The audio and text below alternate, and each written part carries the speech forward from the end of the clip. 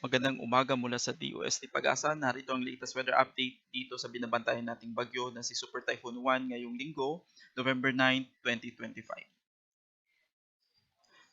Base po sa latest weather satellite image, kaninang alas 5 ng umaga ay naging ganap na super typhoon na itong si Bagyong Juan at kasalukuyan pong binabaybay itong West Philippine Sea, west-northwest patungo dito sa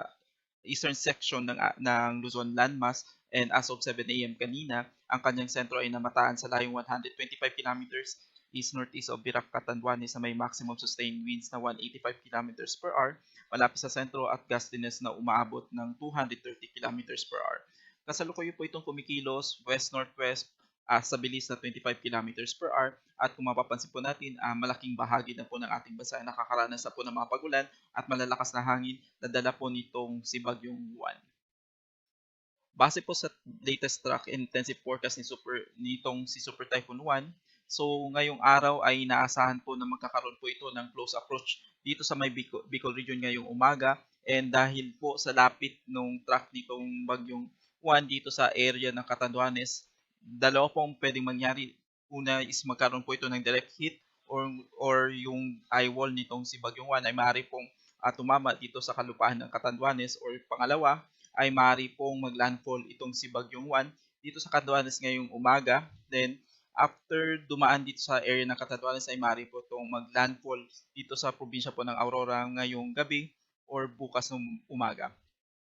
After landfall ay maaari po itong tumawid dito sa kalupaan ng Northern Luzon at lalabas po ng ating kalupaan dito sa West Philippine Sea by tomorrow morning at tuluyan na pong lalabas ng Philippine Area of Responsibility by Tuesday. Ngunit inaasahan pa po natin na makakaroon po ito ng recurving kung saan maaari po itong magkaroon ng second entry sa ating PAR by Thursday at magla-landfall itong bagyo sa kalupaan ng Taiwan bago po tuluyang lumabas ng ating Philippine Area of Responsibility by Friday,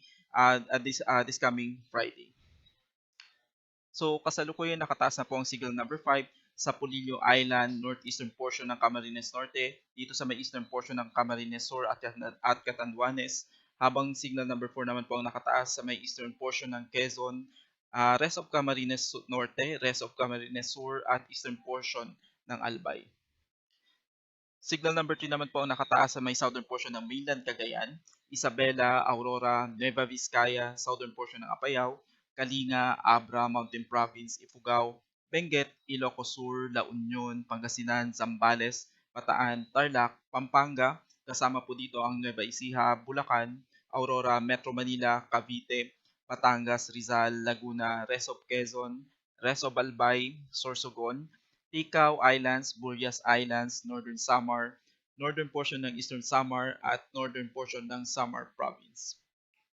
Signal number 2 ang nakataas sa nalalabing bahagi po ng Cagayan, kasama po ang Babuyan Islands, rest of Apayao, Ilocos Norte, Occidental Mindoro, kasama po ang Lubang Islands, Oriental Mindoro, Marinduque, Romblon, rest of Masbate, rest of Eastern Samar, rest of Samar, Biliran, northern and central portion ng Leyte. Signal number 1 ang nakataas sa Batanes, Calamian Islands, Cuyo Islands, rest of Leyte, Southern Leyte, Bohol, northern and central portions of Cebu including Bantayan and Camotes Island, northern and central portion ng Negros Occidental, northern portion ng Negros Oriental, dito sa may Guimaras, Iloilo, Capiz, Aklan, Antique, dito po sa may Dinagat Island, Surigao del Norte, northern portion ng Agusan del Norte, at northern portion ng Surigao del Sur. Kasalukuyan, itong si Juan ay maaari pong magdala ng occasionally gusty condition, yung biglang bugso na malalakas na hangin na maaari pong umabot from strong to gale force strength sa mga areas po na hindi po kasama sa wind signal. For today, maaari pong makaranas ng occasional gusty condition ang Palawan, Visayas at Mindanao. By tomorrow, November 10, maaari pong makaranas ng occasional gusty condition ang majority po ng Luzon landmass at Visayas, at pagdating po ng Tuesday, majority po ng Luzon landmass ay maaari pong makaranas ng gusty conditions. Dahil po sa mga pag-ulan na dala po nitong Super Typhoon Juan, ay kasalukuyan po naglabas po tayo ng heavy rainfall outlook kung saan maaari pong makaranas ng more than 200 millimeters na pag-ulan na maaari pong magdala ng widespread or incident ng severe flooding or landslide, particularly dito sa Isabela, dito sa Aurora, Quirino, Nueva Vizcaya, dito sa Nueva Ecija, Quezon Province, Camarines Norte, Camarines Sur, Albay at probinsya ng Catanduanes. 100 to 200 millimeters naman ng pag-ulan na maaari pong maranasan dito sa may Cagayan, Apayao, Abra, Kalinga, Mountain Province, Ifugao, Benguet, Nueva Vizcaya, Pampanga, Pangasinan, Tarlac, Zambales, Pampanga, Bulacan, Bataan, Metro Manila, Rizal, Cavite, Laguna, Batangas, kasama po ang Marinduque, Masbate, Sorsogon, Northern Samar, Samar Province, at itong Eastern Samar. Habang ina-expect naman po na makakaranas po ng 50 to 100 mm sa pag-ulan ang Ilocos Norte, Ilocos Sur, La Union, itong Occidental Mindoro, Oriental Mindoro, Romblon at probinsya po ng Leyte. Bukas dahil po sa pagtawid nitong bagyong Juan at by tomorrow po is inaasahan po natin na yung kanyang sentro is nandito na po sa may West Philippine Sea. So maaari pa rin po makaranas ng more than 200 mm na pag-ulan ang Ilocos Sur, La Union, itong Pangasinan, Zambales, Tarlac, Benguet, Ifugao, Mountain Province at Kalinga, habang inaasahan naman po yung 100 to 200 mm na pag-ulan dito sa Abra, Ilocos Norte, Apayao, Cagayan, kasama pong Isabela, Quirino, Nueva Vizcaya, Nueva Ecija, Aurora, Bataan, Pampanga, Bulacan, habang 50 to 100 mm naman ng pag-ulan ang inaasahan sa Quezon Province dito sa probinsya ng Rizal, Metro Manila, Cavite, Laguna, Batangas, Marinduque, Oriental Mindoro at Occidental Mindoro. By Tuesday, dahil sa papalayo na po itong si Bagyong Juan, ay makakaranas pa rin po ng 50 to 100 mm na pag-ulan ang Ilocos Sur, La Union, Benguet at Pangasinan. Sa kasalukuyan, naglabas na po ng panibagong storm surge warning kaninang alas 8 ng umaga kung saan maaari po makaranas ng storm surge na merong wave height na maaari pong mag-exceed ng 3 metro, particularly itong mga probinsya po ng Cagayan, Isabela, Aurora, Quezon including Polillo Island, Camarines Norte, Camarines Sur, Albay, Sorsogon, Catanduanes, La Union at Pangasinan. 2.1 to 3 meters naman po ang inaasahan na storm surge dito sa mga probinsya po ng Cagayan, Quezon, Camarines Sur, Northern Samar, Ilocos Sur, Resto Pangasinan, Zambales at Bataan. Habang 1 to 2 meters naman po na storm surge ang maaari pong maranasan dito sa rest of Cagayan including Babuyan Islands, Ilocos Norte, Bataan, Pampanga, Bulacan, Metro Manila, Cavite, Batangas, Eastern Samar, Dinagat Islands at Bukas Grande Islands. Sa kasalukuyan, mayroon po tayong nakataas na gale warning kung saan maaari pong makaranas ng wave height na pwede pong umabot from 2.8 to 14.0 meters. Itong mga probinsya ng Batanes, Cagayan including Babuyan Islands, Isabela, Aurora, Quezon including Polillo Island,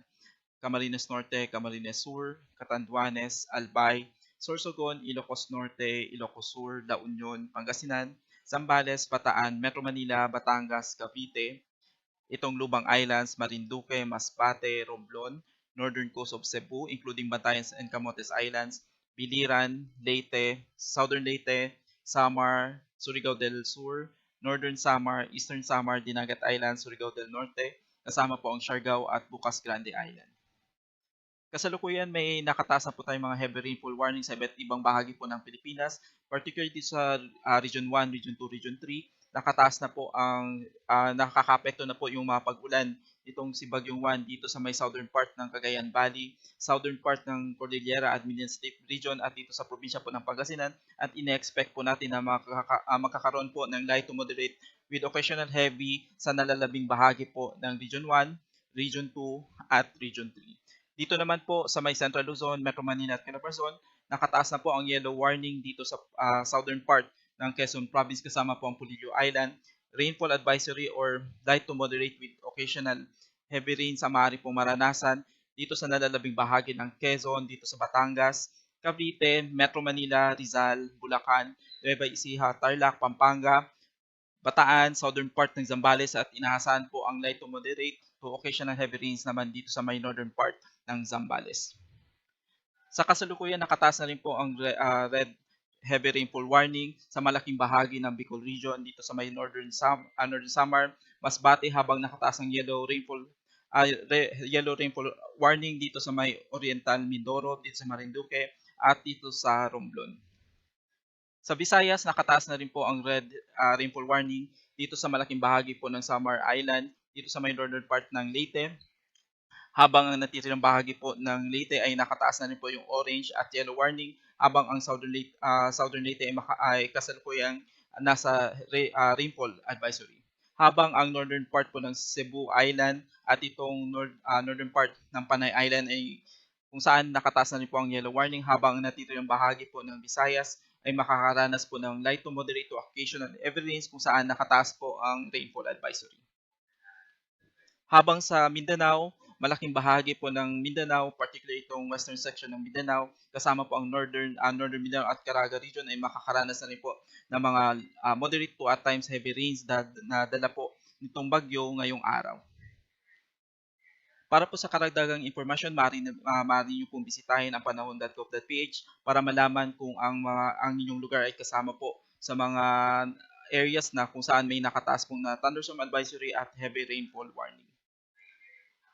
Para po malaman kung if ever ang iyong lugar ay kasama po sa mga high risk of landslide, storm surge, at flash flood, maaari nyo lang pong bisitahin ang hazardhunter.georis.gov.ph. At para po sa karagdagang impormasyon ay maaari nyo lang pong bisitahin ang official social media pages ng Pag-asa at ang official website ng Pag-asa sa pag-asa.dost.gov.ph. Mula sa DOST Pag-asa, ako po si Munir Baldomero. Maraming salamat.